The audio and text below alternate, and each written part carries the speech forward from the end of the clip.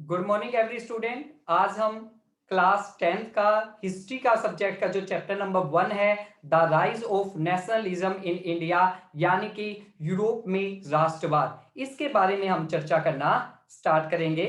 लेकिन इस पर चर्चा करने से पहले एक जरूरी सूचना जो आपको देनी बहुत जरूरी है कि हमें जैसा कि हम सब जानते हैं, हम कोविड 19 की महामारी से जूझ रहे हैं। आज पूरा देश, पूरा संसार, ऐसे में आपको खुद को भी सुरक्षित रहने की जरूरत है और हमें भी सुरक्षित रखने की जरूरत है। अपने आसपास के वातावरण में भी आपको सुरक्षा की जरूरत है। इसलिए आपको बार बार सैनिटाइजर का प्रयोग करना चाहिए, मास्क लगा कर रखना चाहिए, 2 गज की दूरी को आपको रखना जरूरी है और जब भी बाहर जाएं या बाहर से आए तो वो हैंड वॉश करने बहुत जरूरी है। अवॉइड करना है ज्यादा से ज्यादा बाहर जाने से और ऑनलाइन क्लासेस को अटेंड करना है, क्योंकि स्कूल ऑफ चल रहे हैं कोविड 19 के चलते। ऐसे में ऑनलाइन एक बेस्ट तरीका है जिससे आप स्टडी से कनेक्ट हो सकते हैं।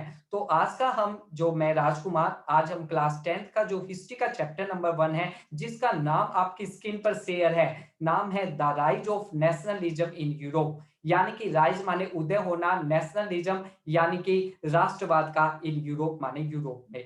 ये कहता है नेशनलिज्म, राष्ट्रवाद, एक ऐसी भावना जब लोगों में पैदा हो जाए तो गुलाम देश आजाद होने के लिए तत्पर हो जाता है। लोगों के अंदर एक फीलिंग आ जाती है कि वो अपने देश को आजाद करेंगे, अपने देश के लिए वो कुछ भी करने के लिए तैयार हो जाते हैं। वो है नेशनलिज्म। तो आज हम इसकी शुरुआत करते हैं किसके साथ, एक छोटे से वेरी शॉर्ट क्वेश्चन आंसर के साथ इसकी शुरुआत हो रही है। ये कहता है इन 1848, सॉरी, इन 1848 में फेड्रिक सोरियू, जो एक फ्रेंच यानी कि फ्रांसीसी आर्टिस्ट था, प्रिपेयर, उसने तैयार की एक सीरीज, एक श्रृंखला। किसकी श्रृंखला तैयार की? Of four printing. Four printing माने 4 प्रिंट की। विजुअलाइजिंग, विजुअलाइजिंग माने उसमें उसने दिखाया हिज ड्रीम, अपना सपना। किस चीज का सपना? एक वर्ल्ड, ऐसे संसार का जो मेड अप बना था डेमोक्रेटिक माने लोकतांत्रिक, एंड सोशल माने सामाजिक, और रिपब्लिक माने गणतंत्र से। ये कहता है कि एज ही कॉल्ड देम, जो कि वो उन्हें कहना चाहता था। यानी कि इसमें वेरी शॉर्ट क्वेश्चन आंसर आ रहा है। इन 1488 में एक फ्रांसीसी आर्टिस्ट, कलाकार, जिसका नाम फेड्रिक सोरियू था, उसने प्रिपेयर तैयार की 4 प्रिंट, 4 प्रिंट की एक पेंटिंग, जिसमें विजुअलाइजिंग माने उसने दिखाया अपने सपने को। उसका सपना था एक ऐसे संसार का जो डेमोक्रेटिक लोकतांत्रिक हो, और सोशल रिपब्लिक माने सामाजिक रूप से, रिपब्लिक माने गणतंत्र हो। अब ये कहता है 4 जो उसने पेंटिंग को जोड़ा था। फर्स्ट प्रिंट, पहले प्रिंट में ऑफ द सीरीज, इस सीरीज के पहले प्रिंट में, सो वो दिखाता है किसके बारे में? पीपल, लोगों को दिखाता है यूरोप के, अमेरिका के, उन पुरुषों को, एंड वुमेन, उन औरतों को, ऑफ ऑल एज, जिसमें सब एज के, छोटे से लेकर बड़े, सब एज के पुरुष और स्त्रियां शामिल थी। हर तरह का सोशल क्लासेस, सामाजिक वर्ग, अमीर से लेकर गरीब तक शामिल था। मार्चिंग, वो चले जा रहे थे इन द लॉन्ग ट्रेन, एक लंबी ट्रेन के रूप में। एंड ऑफरिंग, ऑफरिंग होमेज का मतलब वो वंदना कर रहे थे, प्रार्थना कर रहे थे, पूजा कर रहे थे। वहां पे एक स्टैचू, एक मूर्ति थी ऑफ लिबर्टी, स्वतंत्रता की देवी की। And they pass by it, वो उसकी पूजा करते हुए उसके पास से जा रहे थे। अब ये स्वतंत्रता की देवी कौन थी?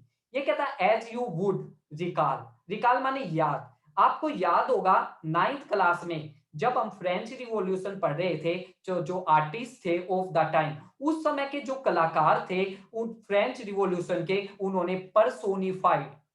अब मीनिंग आता है पर्सोनिफाइड क्या होता है?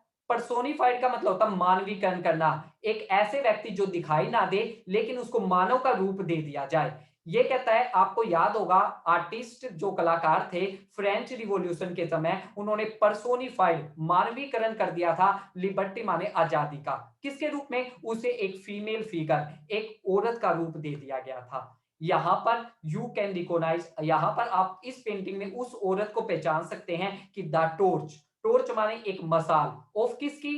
इनलाइटमेंट, इनलाइटमेंट का मतलब ज्ञानोदय की, ज्ञानोदय की एक मसाल उसने, सी बियर, बियर माने उठाए रखना, उसने उठा रखी है इन वन हैंड, उसके एक हाथ में ज्ञान की मसाल है। एंड द चार्टर, एक घोषणा पत्र है, किसका? Right of man, right of man का मतलब क्या हुआ? मानव के अधिकारों का, इन द अदर, दूसरे हाथ में। ये कहता है ऑन द अर्थ, धरती पर, इन फोरग्राउंड ऑफ इमेज। फोरग्राउंड का मतलब है सामने, किसके? इमेज, उस मूर्ति के सामने धरती पर लाई, लाई माने पड़े हैं, क्या? सेक्टर माने बिखरे पड़े हैं, रिमेन माने बचे हुए, सिंबल माने चिन्ह, किसके चिन्ह पड़े हुए हैं? ये कहता है एब्सोलिट इंस्टीट्यूशन। एब्सोलिट का मतलब मैं फिर से बता रहा हूं, एब्सोलिट माने होता है निरंकुश, ऐसा निरंकुश राजा जिसकी खुद की चलती हो, उस राजा के संगठन के, उस राजा के राज्य के सिंबल के रूप में जो टुकड़े हैं वो उसके सामने बिखरे पड़े हैं। ये कहता है इन सोर्यू, सोर्यू की जो इस पेंटिंग थी इसे नाम दिया गया यूटोपियन। यानी कि आपसे पूछ ले सोर्यू की पेंटिंग का नाम क्या था? यूटोपियन। यूटोपियन का मतलब होता है कल्पना दर्श, यानी कि एक ऐसी कल्पना जो संसार में अभी तक संभव नहीं थी उसके बारे में पेंटिंग बनाना। तो इन सोर्यू यूटोपियन, सोर्यू का जो कल्पना दर्श वाला विजन मानी दृष्टिकोण था, इसमें पीपल ऑफ वर्ल्ड, संसार के जो लोग थे, आर ग्रुप, संसार के लोगों का ग्रुप माने जो समूह था, एस जैसा कि डेस्टिनेट नेशन, डेस्टिनेट माने अलग अलग राज्यों का जो संसार का समूह था, ये कहता है आइडेंटिफाई, जिनकी पहचान उसने पेंटिंग में करवाई, देयर फ्लैग, उनके झंडों के साथ, नेशनल कॉस्ट्यूम, उन्होंने जो राष्ट्रीय पोशाक पहन रखी थी उनके साथ उन अलग अलग समूहों की पेंटिंग में पहचान करवाई गई। लीडिंग, लीडिंग माने नेतृत्व करना, प्रोसेसन माने जलूस, उस जलूस का जो नेतृत्व कर रहा था वे पास्ट, पास्ट माने वो आगे निकल चुके थे पेंटिंग में, स्टेच्यू ऑफ लिबर्टी, यानी कि स्वतंत्रता का जो स्टेच्यू था उसमें जलूस का जो नेतृत्व कर रहा था वो स्टेच्यू से आगे निकल चुके थे। वो देश कौन से थे? यूनाइटेड स्टेट यानी कि संयुक्त राज्य और स्विट्जरलैंड। विच वाई, ये वो देश थे जिन्हें उस समय ऑलरेडी पहले से ही नेशन स्टेट, नेशन स्टेट का मतलब आजाद राज्य की मान्यता मिल चुकी थी, किसी के गुलाम नहीं थे। इसके बाद ये कहता है उसके बाद फ्रांस था। फ्रांस के बारे में ये हमें बताता है कि फ्रांस आइडेंटिफिएबल, आइडेंटिफिएबल का मतलब फ्रांस की पहचान की गई थी बाय द रिवोल्यूशनरी, वो उसके पास क्रांतिकारी ट्राई कलर यानी कि क्रांतिकारी झंडा था। हैड जस्ट, वो अभी अभी स्टैच्यू के पास पहुंचा था। She is follow by the people, उसके पीछे जो पीपल लोग थे वो जर्मन राष्ट्र के थे। बियरिंग का मतलब उठा रखा था उन्होंने ब्लैक, ब्लैक माने काले रंग का, रेड रंग का और गोल्ड सुनहरे रंग का झंडा उन्होंने उठा रखा था। इंटरेस्टिंगली, इंटरेस्टिंगली का मतलब ये कहता है दिलचस्प बात ये है, एट द टाइम, जिस टाइम सोर्यू ने क्रिएटेड माने तैयार किया था दिस, इस इमेज को, उस समय जर्मन के जो लोग थे did not exist as a, did not yet माने हिस्सा नहीं थे मौजूदा यूनाइटेड नेशन का, यानी कि वो लोग अभी आजाद नहीं थे। द फ्लैग, जो झंडा दे कैरी वो लेकर जा रहे थे, इज एन एक्सप्रेशन, एक्सप्रेशन माने वो अभिव्यक्ति थी किसकी? लिबरल, लिबरल होप, उदारवादी आशाओं की। इन 1848 में जो उनमें उदारवादी आशाएं आ गई थी, क्या? टू यूनिफाई, यूनिफाई माने वो एक होंगे, न्यूमिरस जर्मन, अलग अलग देशों में रहने वाले जो जर्मन बोलने वाले जो लोग हैं वो भी अपने राज्य को नेशन स्टेट, राष्ट्रीय राज्य बनाएंगे और उसके अंदर एक डेमोक्रेटिक लोकतंत्र कॉन्स्टिट्यूशन माने संविधान को लेकर आएंगे, इसलिए वो इसमें चल रहे थे। Flowing the German people, German लोगों के बाद जो लोग चल रहे थे वो थे ऑस्ट्रिया के लोग, किंगडम ऑफ टू सिल्सली, दो सिल्सली राज्य के लोग, लोम्बर्डी, लोम्बर्डी के लोग चल रहे थे, Poland, England, Ireland, Hungary and Russia के लोगों की उसके बाद लाइन थी। पेंटिंग में फ्रॉम द हेवन, हेवन माने स्वर्ग, स्वर्ग, ऊपर स्वर्ग बनाया गया है जहां से क्रिस्ट यानी कि ईसा मसीह, संत और एंजल यानी कि फरिश्ते, गेज अपोन का मतलब नजर गड़ाए हुए हैं द सीन, नीचे के सीन पर।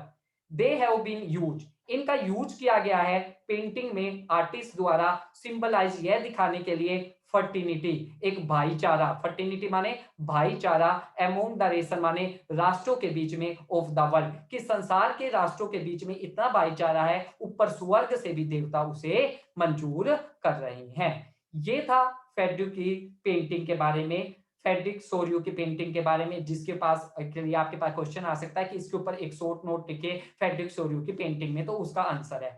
नेक्स्ट जो पैरा हम पढ़ रहे हैं इसमें ये बता रहा है कि हम चैप्टर में आगे क्या पढ़ेंगे। दिस चैप्टर, यह चैप्टर विल डील, डील करेगा विद मैनी ऑफ इशू, बहुत सारे ऐसे मुद्दों से विजुअलाइज जो दिखाई दिए हैं फिर सोरियो की पेंटिंग में। ड्यूरिंग द 19th सेंचुरी, 19वीं शताब्दी के दौरान नेशनलिज्म राष्ट्रवाद एमर्ज एमर्ज माने उत्पन्न होने लगा था एज ए फोर्स, एक ताकत के रूप में। ऐसी ताकत विच ब्रोड जो लेकर आया था अबाउट स्वीपिंग चेंज, एक बहुत बड़ा स्वीपिंग माने बहुत बड़ा, चेंज माने बदलाव, किसके अंदर, राजनीति के अंदर, एंड मेंटल और मानसिक वर्ल्ड संसार के अंदर ऑफ यूरोप के।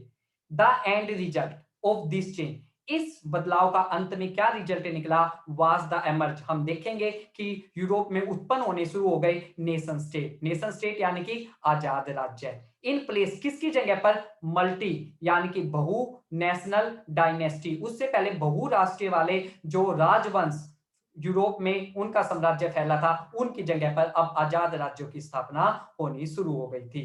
द कॉन्सेप्ट, ये कहता है जो कॉन्सेप्ट है और जो प्रैक्टिस है मॉडर्न स्टेट की, इन विच, ये कहता है मॉडर्न स्टेट में जो प्रैक्टिस होती थी जिसके अंदर सेंट्रलाइज, केंद्रीकृत कर दिया जाता था पावर को, एक ही व्यक्ति के हाथ में क्लियर पावर दे दी जाती थी, क्लियरली डिफाइंड टेरिटोरीज की, वही उस क्षेत्र पर राज्य करेगा। ये कहता है हैड बीन डेवलप, ये जो परंपरा एक लंबे समय से डेवलप होती जा रही थी यूरोप में, लेकिन नेशन स्टेट, ये कहता है लेकिन nation state was was one, nation state के आने के बाद ये वो राज्य था इन विच, जिसमें जो मेजोरिटी थी इट्स सिटीजन, यहाँ पे सिटीजन यहाँ के नागरिकों की मेजोरिटी चलनी थी, ना कि किसी रूलर एक शासक की। कम टू डेवलप, क्योंकि यहाँ के नागरिकों में, नेशन स्टेट के नागरिकों में डेवलप हो चुका था एक सेंस, एक भावना, किसकी, कॉमन आइडेंटिटी की। अब वो अपनी पहचान को साझा करते थे, शेयर करते थे अपने इतिहास को, अपनी विरासत को। दिस कॉमनेस, ये कहता है यह जो साझापन था, ये नहीं है कि ये जो साझापन था डिड नॉट एग्जिस्ट, वो मौजूद था फ्रॉम टाइम इमोरियल, की तत्कालीन, ये कहता है हम कह सकते हैं इमोरियल का मतलब कि उसी टाइम पर ये जो साझापन था लोगों के अंदर आया था ना, नहीं, इट वाज फोर्ड, यह उत्पन्न हुआ था थ्रू स्ट्रगल, बहुत संघर्षों के बाद, थ्रू द एक्शन, उन कार्यों के द्वारा जो उस समय नेताओं ने किए थे, जो पहले से करते आ रहे थे, कॉमन लोग, आम लोग जो करते आ रहे थे, एक बड़ी लंबी प्रक्रिया का परिणाम था कि लोगों के अंदर राष्ट्रवाद की भावना आई। दिस चैप्टर, ये कहता है यह जो चैप्टर है विल लुक, हमें दिखाएगा एट द डाइवर्स, कि किस तरह से डाइवर्स प्रोसेस, अलग अलग प्रक्रिया हुई थ्रू विच, जिसके द्वारा जो नेशन स्टेट था, राष्ट्रीय राज्य था, एंड नेशनलिज्म जो राष्ट्रवाद था, केम आया इन 19th सेंचुरी, 19वीं शताब्दी में इन यूरोप, यूरोप के अंडर में। तो इसके साथ आगे जब हम बात करते हैं इस चैप्टर में, हम ये सब पढ़ने के बाद आपके सामने अब एक पेंटिंग दिखाई गई है। ये वही पेंटिंग है जो फ्रेडरिक सोरियू के ने बनाई थी। आप देख सकते हैं इस पेंटिंग के अंदर, इस पेंटिंग के अंदर आप देख सकते हैं ऊपर स्वर्ग में ईसा मसीह और बहुत सारे फरिश्ते दिखाई दे रहे हैं जो नीचे के दृश्य पर नजर बनाए हुए हैं। साथ में एक स्टैचू है लिबर्टी का, लिबर्टी स्वतंत्रता की देवी का, उसके एक हाथ में छोटी सी आपको दिख रही है मसाल जो जली हुई है, जिसके अंदर ज्ञान का प्रकाश उदय हो रहा है। दूसरे हाथ में एक चार्टर दिखाया गया है, एक पेज दिखाया गया है जिसमें राइट्स ऑफ मैन लिखा हुआ है। नीचे आपको एक लंबी सी ट्रेन की तरह मानव की श्रृंखला दिखाई दे रही है जो अलग अलग देशों का प्रतिनिधित्व कर रही है। सब लोगों ने अपने अपने हाथ में अपने देश के झंडे उठा रखे हैं जिससे अलग अलग देशों की पहचान की जा रही है। इस तरह से आज का जो हमारा टॉपिक था जिसमें हमने पढ़ना स्टार्ट किया किसके बारे में, इसमें जिसके अंदर हमने पढ़ना स्टार्ट किया कि किस तरह फ्रेडरिक सोरियू ने एक पेंटिंग बनाई जिसमें उसने अपना जो उसने एक ड्रीम देखा था, सपना देखा था डेमोक्रेटिक सोशल रिपब्लिक का, उसको उसमें दर्शाया। सेकंड पैरे में हमने देखा कि इस चैप्टर में हम किस तरह से पढ़ेंगे कि नेशन स्टेट यानी कि राष्ट्रीय राज्यों की स्थापना होनी शुरू हुई और किस तरह से वो आगे बढ़े। Thank you everyone.